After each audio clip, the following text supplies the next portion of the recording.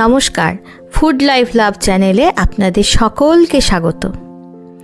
আজ বানাবো আমি অনুষ্ঠান বাড়ির মতো এঁচোড় চিংড়ি। খুব জনপ্রিয় খাবার আমাদের বাঙালিদের। এই গরমকাল এই এঁচোড় ছাড়া তো আমাদের চলেই না ঘরে ঘরে। এর জন্য আমি ছোট সাইজের একটা কচি এঁচোড় নিয়েছি। সেটাকে কেটে পরিষ্কার করে কিছু আলুও কেটে নিয়েছি। দুটো বড় সাইজের আলু আমি এখানে দিয়েছি। এবার এঁচোড়টা প্রথমে আমি সিদ্ধ করে নেব। তার জন্য কড়াইয়ে জল দিয়ে পরিমাণ মতো নুন আর অল্প একটু হলুদ দিয়ে দিয়েছি। এই নুন হলুদে সেদ্ধ করলে না এঁচোড়ের যে আঠালো ভাবটা সেটা নষ্ট হয়ে যায়, এঁচোড়টা খুব সুন্দর সিদ্ধও হয়ে যায়। এবার এটাকে এঁচোড়গুলোকে দিয়ে আমি ঢাকা দিয়ে প্রায় 20-25 মিনিট মতো সিদ্ধ করে নেব। এঁচোড়টা সেদ্ধ হতে থাক, ততক্ষণ আমি একটা মশলা বানিয়ে নেব। নিয়েছি গোটা গরম মশলা, 2-4টে লবঙ্গ, 4-5টা ছোটো এলাচ, একটা দারচিনির টুকরো, 1 টিস্পুন মতো গোটা জিরে আর 2 টিস্পুন মতো গোটা ধনে, তার সাথে 2 থেকে 3টে শুকনো লঙ্কা খুব ভালো করে ভেজে আমি গুঁড়ো করে নিয়েছি। এদিকে দেখুন এঁচোড়টা আমার কিন্তু খুব ভালো করে সিদ্ধ হয়ে গেছে। এবার আমি এটাকে জলটাকে ঝরিয়ে নেব আর কড়াইয়ে দিয়ে দেব 2 থেকে 3 টেবিল স্পুন মতো সর্ষের তেল, আর ফোড়নে দেব গোটা গরম মশলা আর 2 থেকে 3টে ছোটো সাইজের তেজপাতা। ফোড়নটাকে খুব ভালো করে ভেজে নেব আমি প্রথমে। ফোড়নটা খুব ভালো করে ভাজা হয়ে গেলে তেলের মধ্যে আমি দিয়ে দেব সেদ্ধ করে রাখা এঁচোড়। এঁচোড়টাকে আমি প্রায় 5-6 মিনিট ধরে খুব ভালো করে এই ফোড়ন তেলে ভেজে নেব। ভাজা হয়ে গেলে খুব ভালো করে ছেঁকে তুলে নেব। এঁচোড়ের স্বাদটা জানেন, তেলে ভাজলে না টেস্টটা একেবারে অন্যরকমই লাগে। অনুষ্ঠান বাড়িতে ওনারা কিন্তু এভাবে তেলে একবার অবশ্যই ভেজে নেন। এঁচোড়টা ভাজা হয়ে গেছে। এবার এঁচোড়টাকে আমি তেল থেকে ছেঁকে তুলে নিচ্ছি। তারপর এই তেলের মধ্যেই আমি ডুমো ডুমো করে যে আলুগুলো কেটে রেখেছিলাম সেগুলোকে দিয়ে ভাজতে থাকবো। ফোড়নগুলো কিন্তু আমি তেল থেকে তুলিনি, দেখছেন, শুধুমাত্র এঁচোড়গুলোকে বেছে বেছে তুলে নিয়েছি। এই ফোড়নের সঙ্গে ভাজার একটাই কারণ, ফোড়নের গন্ধটা না এঁচোড়ে খুব ভালো করে চলে আসে। এঁচোড়ের তো ধরো নিজস্ব কোনো গন্ধ থাকে না, তাই এঁচোড়টাকে ফোড়ন তেলে ভাজলে খুব ভালো গন্ধ হয়। এবার আলুটাকে দিয়ে আলুটা একদম 80% মতো সেদ্ধ হওয়া পর্যন্ত আমি খুব ভালো করে ভেজে নিয়েছি। একটু সামান্য পরিমাণ নুন হলুদের মধ্যে দিয়ে দেব। দিয়ে আমি 5-6 মিনিট মতো ভেজে নিয়েছি। আমার আলু ভাজাও হয়ে গেছে। এবার আলুগুলো তেল থেকে ছেঁকে তুলে নিচ্ছি। ছেঁকে তুলে নিয়ে ওই কড়াইয়ের মধ্যেই আমি কিছুটা তেল দিয়ে দেব।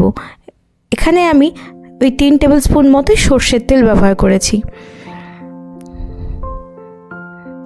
সর্ষের তেলটা দিয়ে খুব ভালো করে গরম হয়ে এলে ওর মধ্যে দিয়ে দেব ছোট ছোট করে কুচো করে রাখা 2টো বড় সাইজের পেঁয়াজ। খুব ছোট করে কেটে রেখেছি। এখানে বেটে কিন্তু এই পেঁয়াজ ব্যবহার করিনি। পেঁয়াজ ভাজার টেস্টটা একটু অন্যরকমই লাগে খেতে। পেঁয়াজগুলোকে দিয়ে খুব ভালো করে ভেজে নেব যতক্ষণ না একদম লালচে লালচে কালার চলে আসছে। একটু সময় নিয়ে কিন্তু আপনাদেরকেও ভাজতে হবে।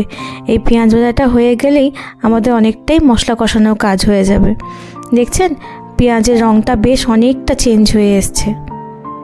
যখন দেখবেন কালারটা খুব ভালো করে পেঁয়াজের চেঞ্জ হয়ে গেছে, তখন এখানে আমি চিংড়ি মাছগুলো খুব ভালো করে ধুয়ে খোসা ছাড়িয়ে রেখেছিলাম, সেগুলো পেঁয়াজের উপরেই দিয়ে দিলাম। আমি আলাদা করে চিংড়ি মাছটা ভাজবো না, একবারেই আমি ভেজে নেব। পেঁয়াজের উপর চিংড়ি মাছ দিয়ে অল্প একটু নুন আর হলুদ পরিমাণ মতো দিয়ে আমি ওই 2-3 মিনিট পর্যন্ত ভেজেছি। খুব বেশিক্ষণ ভাজার দরকার নেই, কারণ চিংড়ি মাছ না খুব বেশি তেলে ভাজলে না রাবারের মতো হয়ে যায়। খুব ভালো করে আমার ভাজা হয়ে গেছে।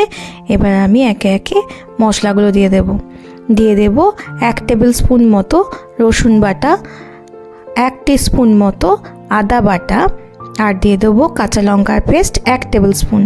এবার এগুলোকে 2-3 মিনিট খুব ভালো করে কষিয়ে নেব। এই সময় কিন্তু আমি অন্য কোনো গুঁড়ো মশলা দিইনি। খুব ভালো করে কষিয়ে নেওয়ার পর আমি ছোট সাইজে 2টো টমেটো একটু মিক্সিতে বেটে রেখেছিলাম, সেটা দিয়ে দিলাম। তার সাথে দিয়ে দিলাম 2 টিস্পুন কাশ্মীরি মির্চ আর দিয়ে দিচ্ছি 1 টিস্পুন জিরে গুঁড়ো, 1 টিস্পুন ধনে গুঁড়ো, পরিমাণ মতো লবণ।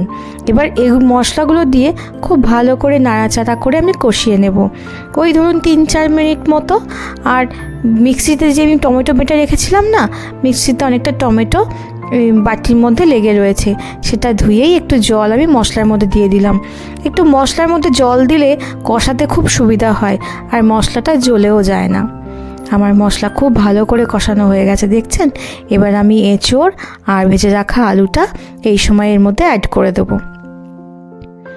এর মধ্যে দিয়ে দেওয়ার পর আমি খুব ভালো করে মশলার সঙ্গে এগুলোকে 3-4 মিনিট ধরে একটু কষিয়ে নেব। কষানো হয়ে গেলে এর মধ্যে দিয়ে দেব ভেজে গুঁড়ো করে রাখা মশলাটা। এই মশলাটাই জানেন তো, বিয়েবাড়ি হচ্ছে সিক্রেট মশলা। বিয়েবাড়ি শুধু বলবো কেন, ও যে কোনো অনুষ্ঠান বাড়ির সিক্রেট মশলা। এই মশলা দিলে পুরো এঁচোড়ের তরকারি একদম মাংসের মতো স্বাদ হয়। এবার এটা দিয়েও আমি 2-3 মিনিট খুব ভালো করে কষিয়ে নিয়েছি। এবার দিয়ে দেব পরিমাণ মতো জল। যতটা আপনারা গ্রেভি বা ঝোল রাখবেন সেই অনুপাতে কিন্তু আপনারা জলটা দেবেন। এঁচোড়টা কিন্তু আমার এখন 60% মতো সিদ্ধ হয়ে আছে, আমাকে আরেকটু ভালো করে সিদ্ধ করে নিতে হবে। মানে ওই ধরুন 15-20 মিনিট ধরে আমি ফুটিয়ে নেব মিডিয়াম ফ্লেমে। দিয়ে দিলাম পরিমাণ মতো একটু অল্প একটু মিষ্টি দিলে তরকারির স্বাদ খুব ভালোই আসে। ঢাকা দিয়ে আমি 10 থেকে 15 মিনিট মতো খুব ভালো করে মিডিয়াম ফ্লেমে সেদ্ধ করে নিয়েছি। দেখছেন কি সুন্দর রং এসছে আর গন্ধও এসছে অসাধারণ। মানে কি বলবো, একদম খিদে পেয়ে যাচ্ছে মনে হচ্ছে গন্ধ শুকেই। কালার যেমন এসছে সেরকম গন্ধও হয়েছে খুব ভালো। এবার এঁচোড়টা দেখবো একটু সিদ্ধ হয়েছে কিনা, তাই একটা কাঁটা চামচ নিয়ে নিয়েছি। হ্যাঁ, এঁচোড়টা আমার খুব ভালো করে সিদ্ধ হয়ে গেছে। এবার এর মধ্যে অল্প পরিমাণ একটু ঘি দিয়ে দেব। ঘি দিয়ে নাড়িয়ে চাড়িয়ে নামিয়ে নেব। আমার চিংড়ি মাছ দিয়ে এঁচোড়ের তরকারি একদম তৈরি। আপনারা একবার অবশ্যই এভাবে বানিয়ে দেখবেন, এত স্বাদ হয় তরকারি কি বলবো, অনুষ্ঠান বাড়িকেও হার মানাবে। আমার ভিডিওটা যদি ভালো লেগে থাকে তাহলে অবশ্যই একটা লাইক করে দেবেন। আর আমার সঙ্গে বন্ধু হয়ে থাকতে সাবস্ক্রাইব করতে কিন্তু ভুলবেন না। আর অবশ্যই একবার এভাবে বাড়িতে বানিয়ে আমায় কমেন্ট করে জানাবেন আপনাদের এঁচোড়ের তরকারি কেমন হয়েছে। সবাই ভালো থাকবেন, সুস্থ থাকবেন, সকলকে ভালো রাখবেন।